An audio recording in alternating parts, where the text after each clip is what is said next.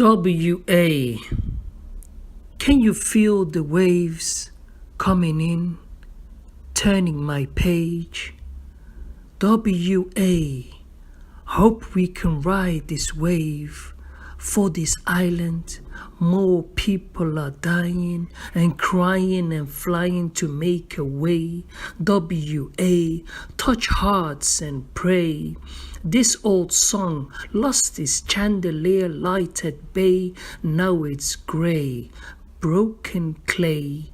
WA, wait for a healing patience, serenading the sun's smile each time. Even when we are impatient, do not wait for tomorrow's shade. I'm here for the breath of waves that take and break the land you so love. You now have to escape. It's time to celebrate. You, your humanity, your smile shines light to your human uniqueness. Today, we dream all refugees free. Free the refugees' dream from every corner. Free the refugees' dream. Where is home behind the lens of our comfy seat? Another life is lost at sea. Another life worth fighting for. Refugees are people that seek refuge. Refugees are people like me and you.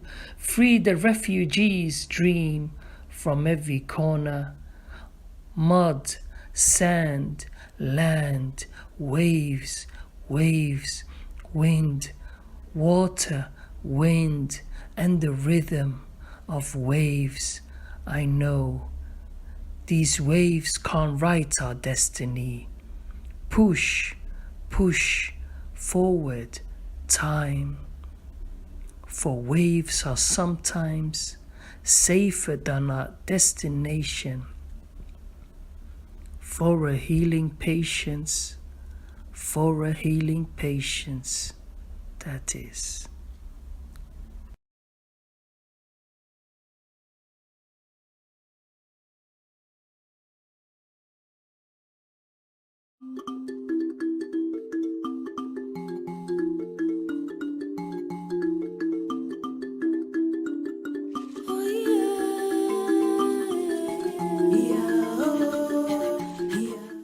I got involved in an organisation to develop a series of activities for Refugee Week, and I sat on the board. I got to meet a lot of people, the different refugee groups. There's a housing association involved, Gordon Mersel, who was then the Dean of Birmingham, leaders of various refugee organisations. And it was a very, very productive group, and a lot of events were organised. And I made a lot of friends that way. You know, a lot of the planning was what would take place there, who would have stalls, what kind of music acts would take place, what exhibitions and where exhibitions of refugee artists. Mm-hmm.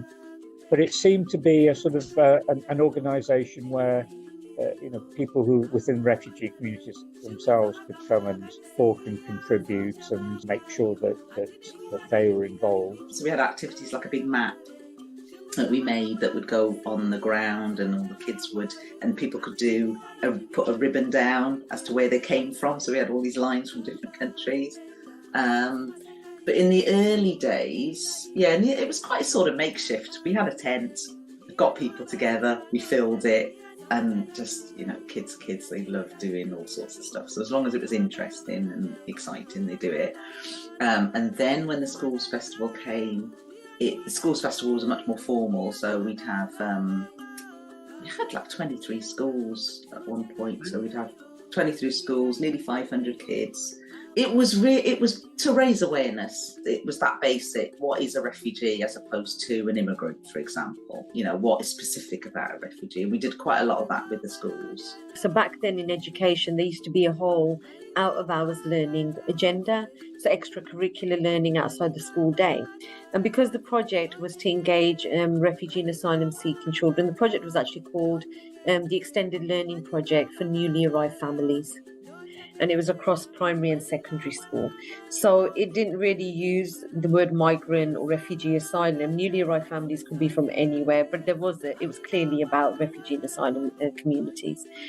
And we would work in partnership with schools to put on, it might be a 6-week music program or a 10-week this or whatever, but all the work we used to do used to lead to developing educational resource, translated as well, to welcome new families. And then Celebrating Sanctuary would put on stalls and music and activities. The teachers would bring classes in. I'm sure it was at least 500 and above.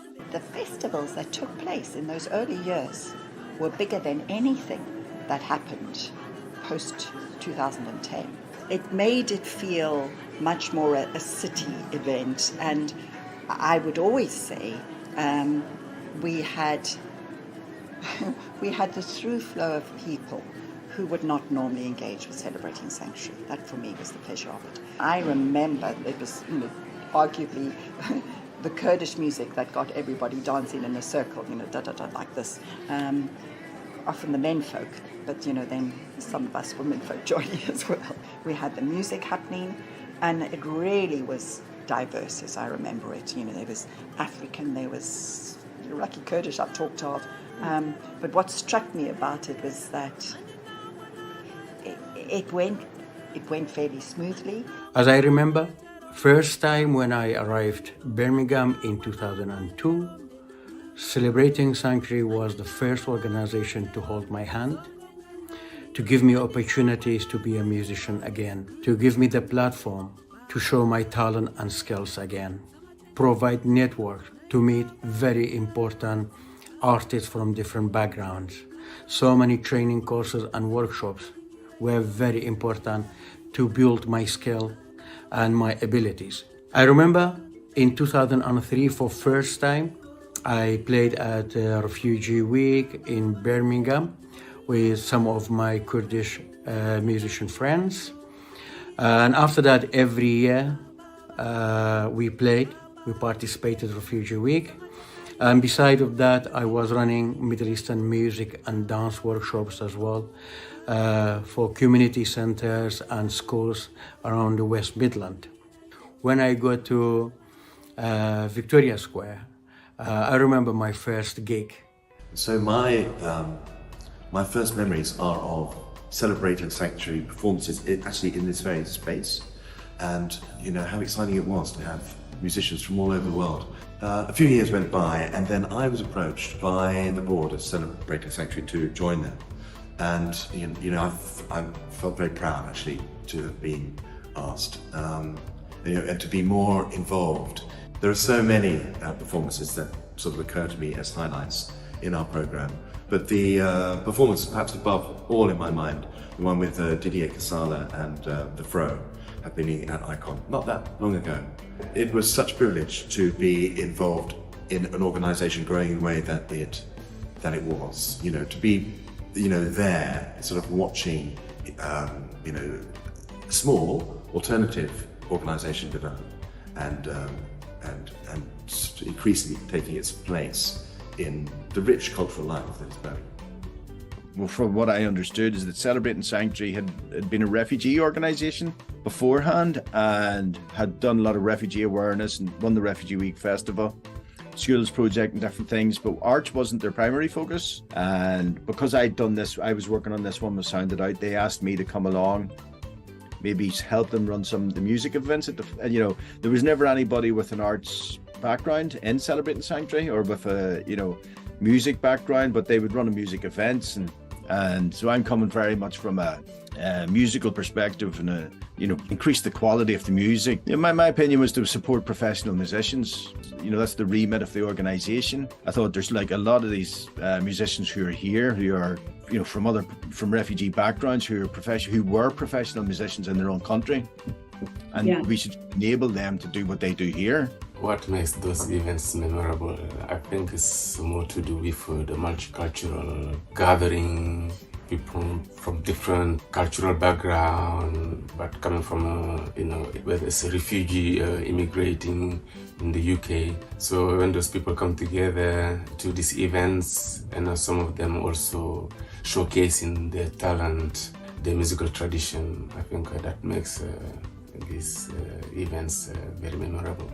Just those memories, again, is more the sharing, the coming together, and the families, the children, the space that Celebrating Sanctuary creates for all of us, whether, refugees or migrants, in this space, plus people, it's a space where you don't make any difference of who is who, because we are all there for the same purpose, which is like to celebrate, life, joy, music. I think those are like amazing work the Celebrating Sanctuary keep doing. When I met them, I did not know they could support me, but they support me a lot in all of my events I'm doing and all of my kind of workshop I'm doing with the kids. I'm getting support sometimes, which is fabulous. So there's a big growth.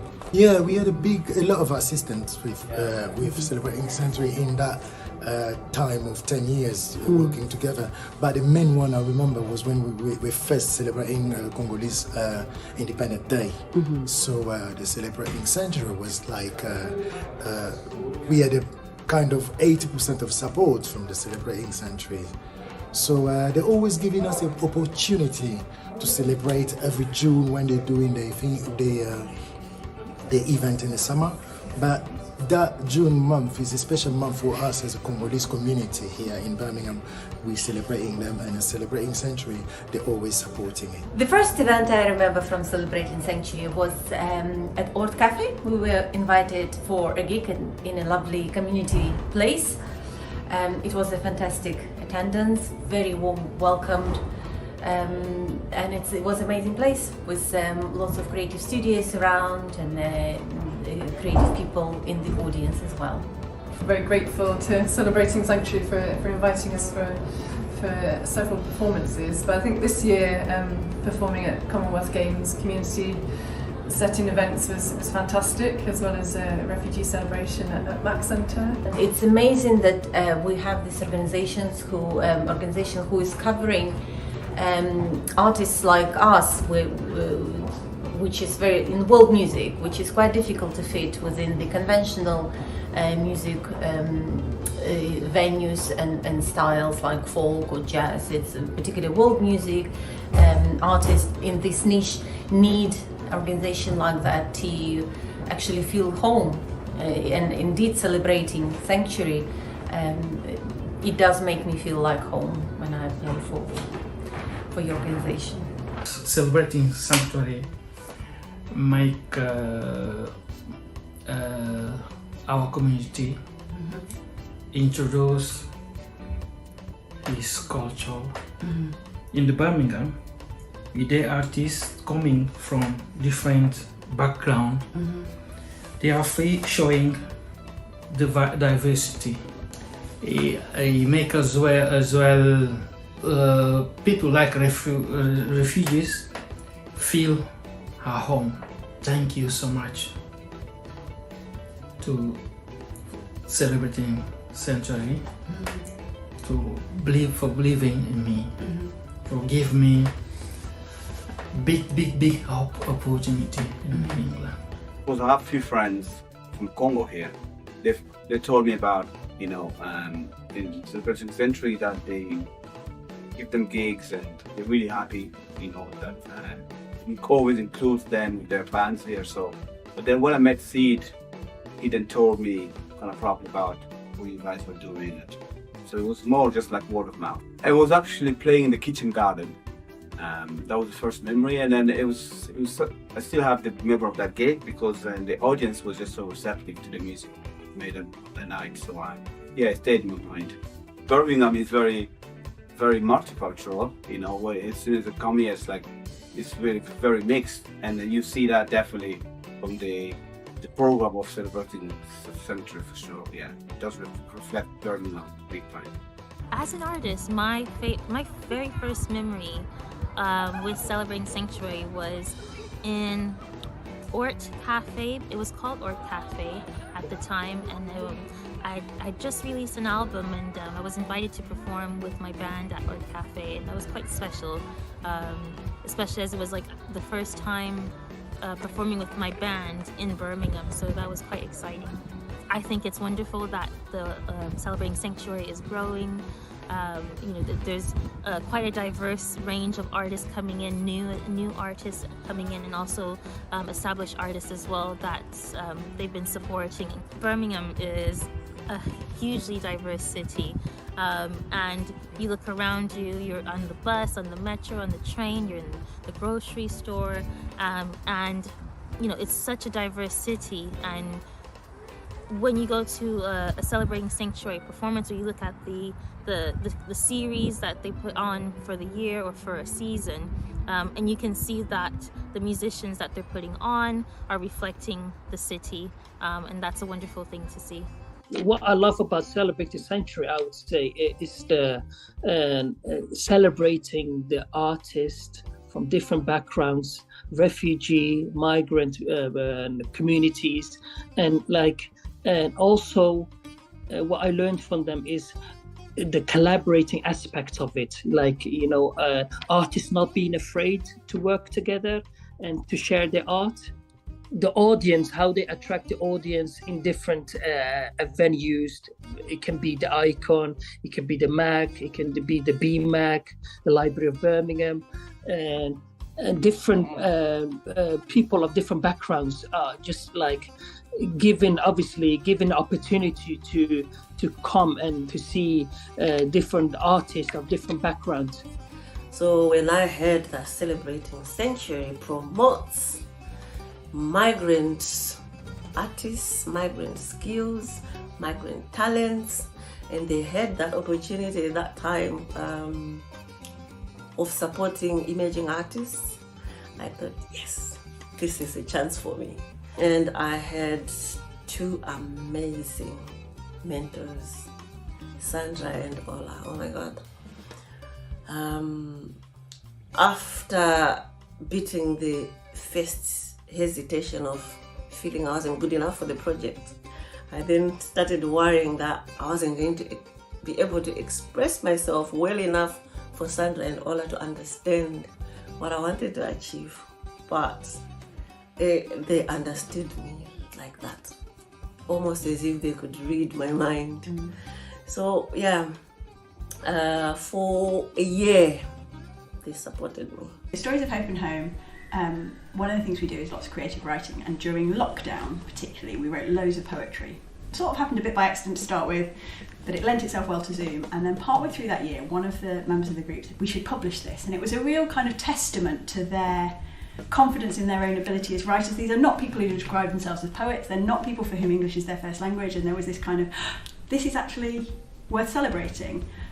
So we did, so we put it together into a book and self-published it, and then I suppose what Celebrating Sanctuary gave us with Refugee Week was the first opportunity to also turn that into performance and to share it in another way, and it gave people who wanted to be part of that story a way of sharing their words and being heard.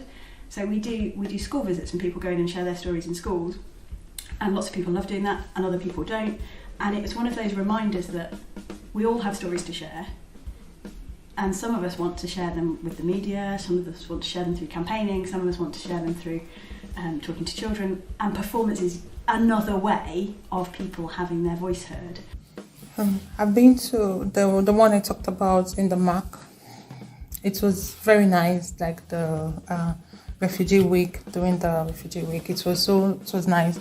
Meeting a lot of people, knowing fully well that you're not just alone. You have so many people involved, and knowing that your situation is not just going to end, it will come out positive, being encouraged in so many ways. So when we write poetry and we discuss social issues that affects us as immigrants, the time when we were performing in front of a large audience and seeing the support of people was just amazing.